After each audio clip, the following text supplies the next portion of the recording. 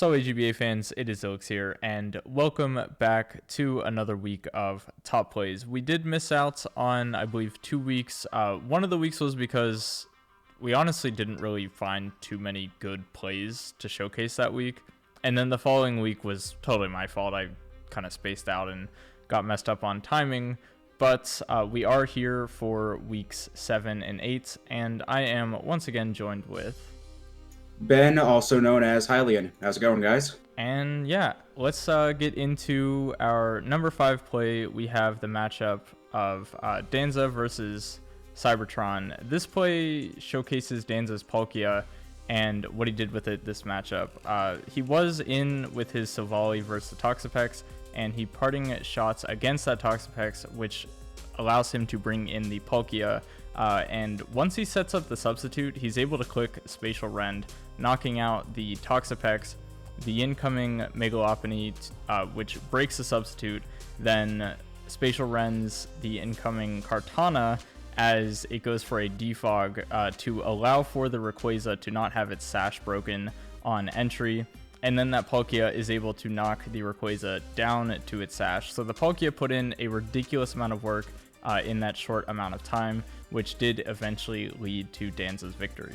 Coming in at number 4 is the entirety of the matchup between Envy and Nate, because from the very beginning of the matchup, Envy forced Nate into a corner due to Envy's Lugia constantly recovering health, boosting with the Calm Mind, and dealing damage to Nate's team, so that even when he tried to set up with Terrakion, it didn't even matter.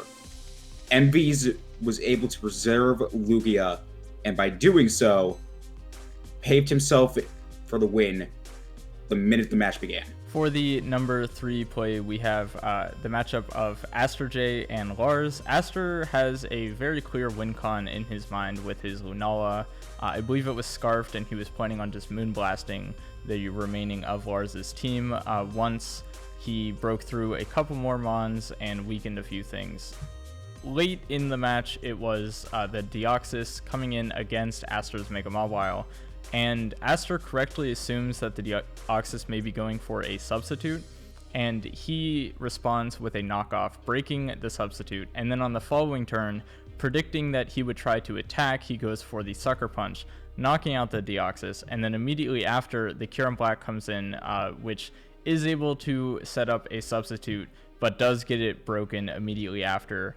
And this pretty much gives Aster what he needed to win, as he was able to shut down the Rock Polish Landorus Eye with his Rotom, and from there on out, he just toxic down the Mandibuzz for the win. In the number 2 spot, we have Danza versus Goldoa.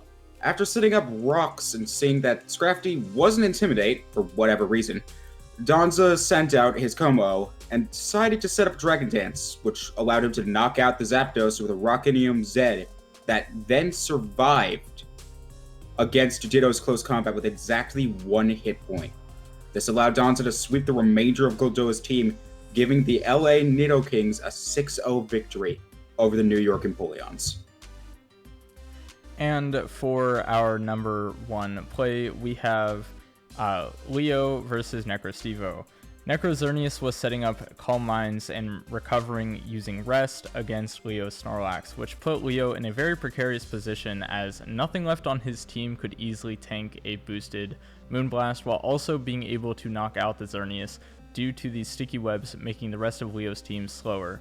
So backed against the wall, Leo really needed to rely on Xerneas not pulling a Moonblast with the Sleep Talk against his Marshadow so that he could Spectral Thief away the special defense boosts from the Calm Mind, which allows the Marshadow to survive a Moonblast from the Xerneas. And then once he knocked out the Xerneas, he was also able to survive a Dazzling Gleam from the Slurpuff, and that was able to secure him the victory in a match that he very well could have lost in that spot.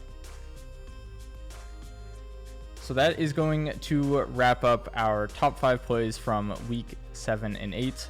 Do you have anything to add? Honestly, I'm looking forward to what's to come.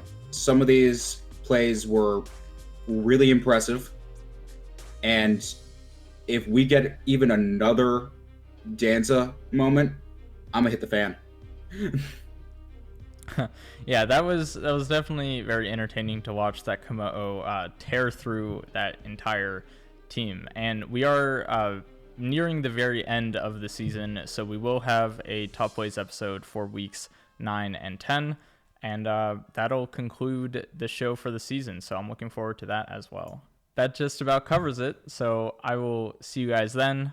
Okay, thanks, bye.